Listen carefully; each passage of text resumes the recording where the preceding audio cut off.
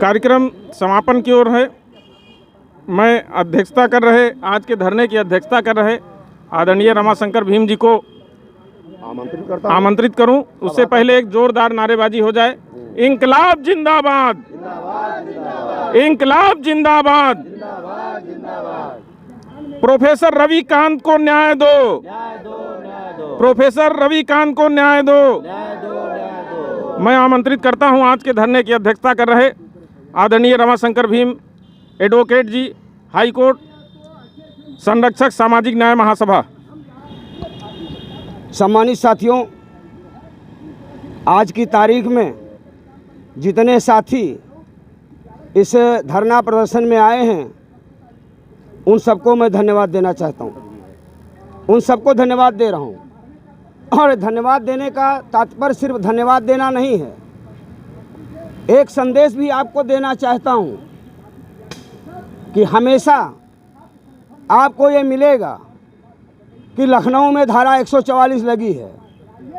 आपको ये सुनने को मिलेगा कि धरना प्रदर्शन रैली सब प्रतिबंधित हैं, लेकिन सरकार के सारे कार्यक्रम बिना किसी रोक टोक के चलते रहते हैं। और यकीन मानिए कि जब ज़रूरत पड़ेगी और जब आप परमिशन लेने जाओगे तो आपको परमिशन नहीं मिलेगी।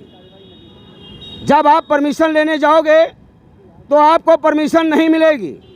लेकिन मैं दावे के साथ कहता हूं कि जब आप डेमोक्रेटिक तरीके से जिस जगह पे खड़े हो जाओगे, प्रशासन परमिशन लेके वहीं हाजिर हो जाएगा और आपका मांग पत्र जो भी जहां जाना चाहिए सक्षम माध्यम से, कॉम्पिटेंट अथॉरिटी के माध्यम से वो मांग पत्र आपका चला जाएगा।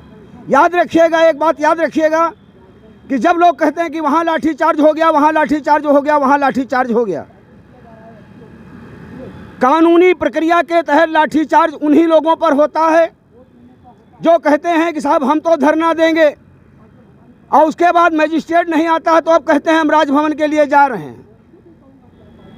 आप जितना कहिए उतने ही बात करिए, ना आप पे लाठीचार्ज होने वाला है और ना आप पर गोली चार्ज होने वाला है। भारत के संविधान के जो फंडामेंटल राइट हैं उनके तहत ही हमको, सैयद तकी साहब ने अपनी बात कही, उन्होंने तब बताया कि फंडामेंटल राइट हैं, कुछ ऐसे कानून हैं जिनके तहत हम लोगों को अपनी बात कहने का अधिकार है। मैं आपसे एक बात कहना चाहता हूं, लोगों के बोलने का अधिकार एक ही कंडीशन में सस्पेंड किया जा सकता है, वो कंडीशन है तानाशाही। जैसे कि सास अपनी बहू से कहती है, उसकी अच्छी बात भी नहीं सुनती है, कहती है तेरी हिम्मत मेरे से जबान लड़ाएगी, मेरे सामने मुंह खोलेगी। ये सास का हुक्म होता है और सच्ची बात भी बहू नहीं कह पाती है। ये तानाशाही है।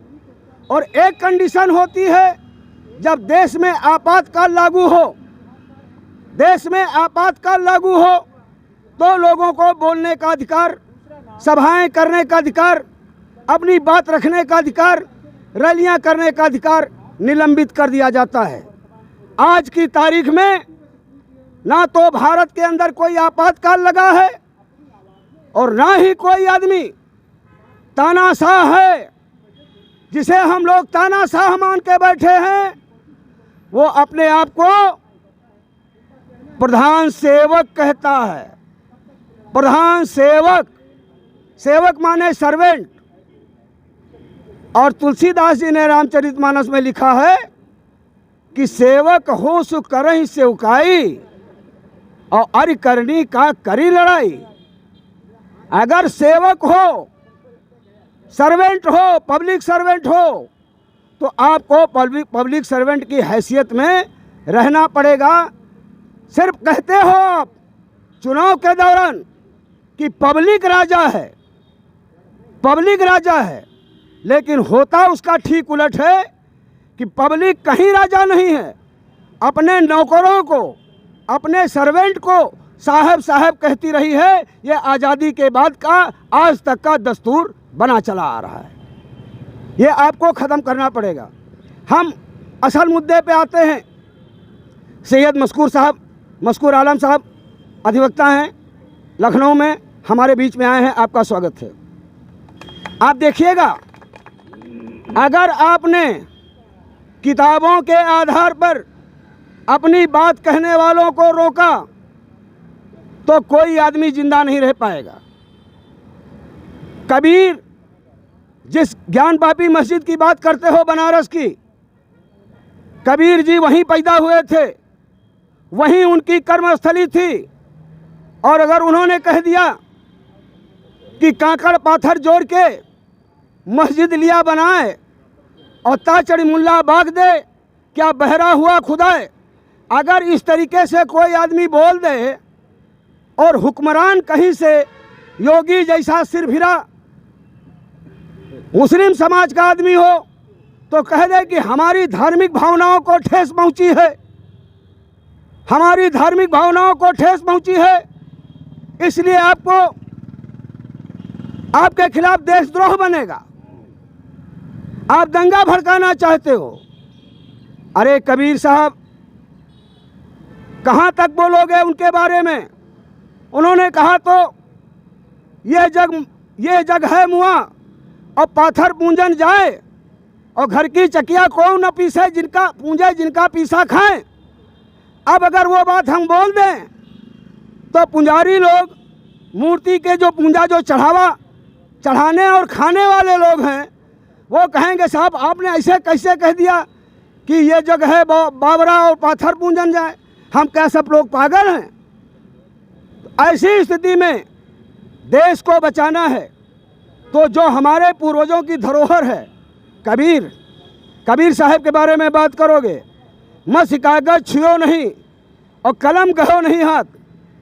आज उस विद्वान संत के ऊपर रिसर्च किया जाता है कि जिसने कागज कलम छुआ न हो वो इतना विद्वान कैसे हो जाता है। बीजक की रचना करते हैं, आज भी बीजक पर रिसर्च होता है, लोग उस पर अध्ययन करते हैं। हम ये कहना चाहते हैं दोस्तों, दो तीन चीज़ें समझ लीजिएगा। ये लड़ाई एक प्रोफेसर साहब की लड़ाई नहीं है। जिनको नामालूम है गांठ बांध लें। आनोद जी से मैंने कहा कि आप भी एक किताब खरीद लीजिए। धारा 18 का SC/ST एक्ट में प्रावधान किया गया है कि अनुसूचित जाति के व्यक्ति के ऊपर यदि कोई अत्याचार होता है तो एक सरकार आई थी, उसने कह दिया था जियो पास करके कि पहले जांच होगी तब FIR होगी, मेडिकल होगा तब बलात्कार लिखा जाएगा। वही सुप्रीम कोर्ट ने कह दिया। फिर हमारे बड़े नेताओं ने मिल के, पूरे नाम नहीं लेना चाहता था लेकिन लेना पड़ रहा है, वो एक दौर था, कितने लोगों को मालूम है, सारे लोगों को मालूम है लेकिन बोलना नहीं चाहते। रामविलास पासवान जी के नेतृत्व में एक अनुसूचित जाति जनजाति का पार्लियामेंट्री फोरम हुआ करता था और पासवान जी के न रहने के बाद वो फोरम खत्म हो गया है।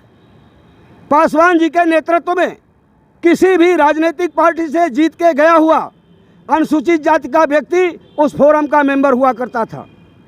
उन लोगों ने मेहनत किया, एक्ट उससे भी ज़्यादा मजबूती से सदन में पास हुआ और उस एक्ट में प्राविधान है धारा 18 का में कि आप बगैर किसी जांच के अगर कोई संज्ञेय अपराध कारित हुआ है, इसकी आपको सूचना दी जा रही है तो बिना किसी इंक्वायरी के पहले आप रिपोर्ट दर्ज करेंगे।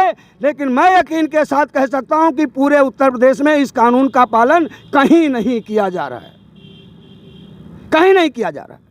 प्रोफेसर साहब एक अपवाद नहीं है, इसलिए मैं कह रहा हूं कि ये लड़ाई लंबी है, इस पर आपको कहना पड़ेगा।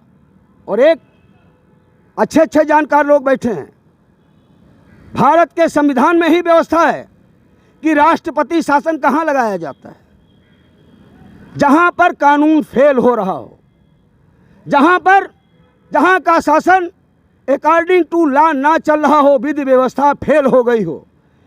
आनोद जी कब सवाल उठाओगे कि SC/ST एक्ट का धारा 18 का पालन उत्तर प्रदेश के अंदर नहीं होता है, FIR तत्काल दर्ज नहीं होती है। 18 खा में लिखा हुआ है कि बगैर किसी अनुमोदन के, बगैर किसी परमिशन के आरोपी को तत्काल गिरफ्तार किया जाना चाहिए। हो रहा है, इसका मतलब उत्तर प्रदेश में विधि के अनुसार शासन नहीं चल रहा है। इसका विरोध हम लोगों को करना चाहिए और ये सवाल हम लोगों को उठाना चाहिए।